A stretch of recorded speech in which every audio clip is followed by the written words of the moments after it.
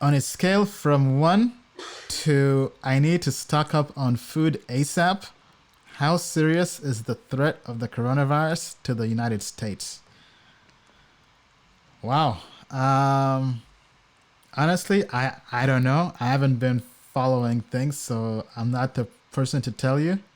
Uh, have you been following much on this, Bill? Sure, absolutely. Okay.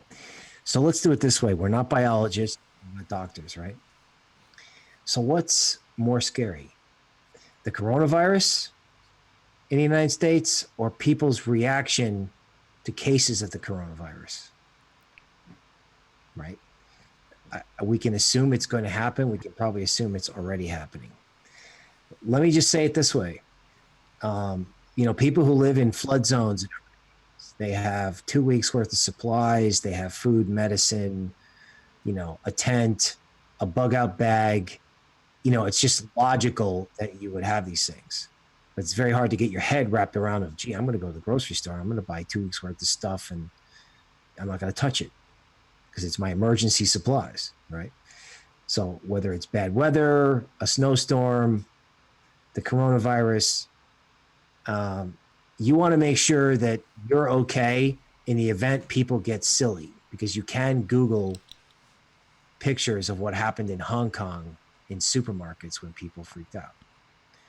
So the answer is always protect yourself, always supply yourself, and people's reaction to an event is often worse than the event itself.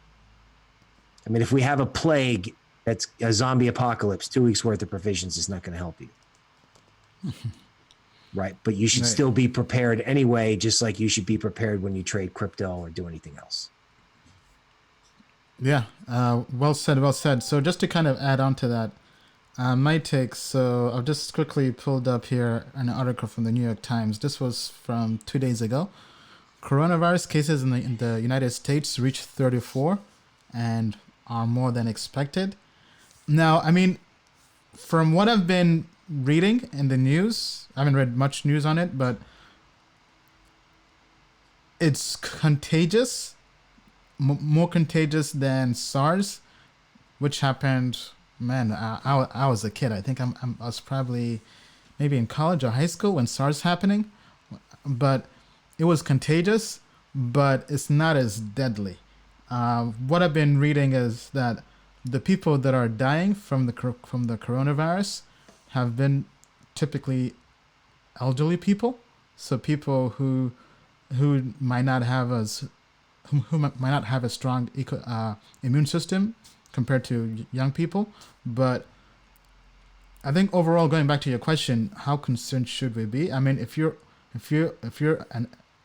old, basically, if you're maybe, I would say 65 or older, and you live in a city in America that has lots of international traffic, especially traffic from Asia, maybe you should be concerned. But I would just type in your city and coronavirus and see if there's anything in your city.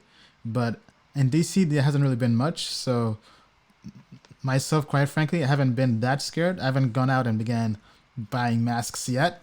But maybe, who knows, maybe that will change because DC is a pretty international city. But I've been going out, no issues per se. But I would say just listen to the government because Trump did issue a warning, a travel ban to China for Americans.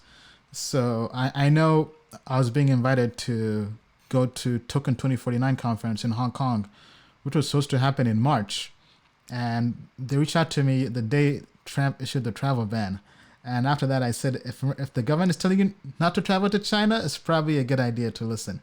And I think once they lift it, then that probably means it's okay to start traveling to China, or that they think the risk of the coronavirus is decreasing.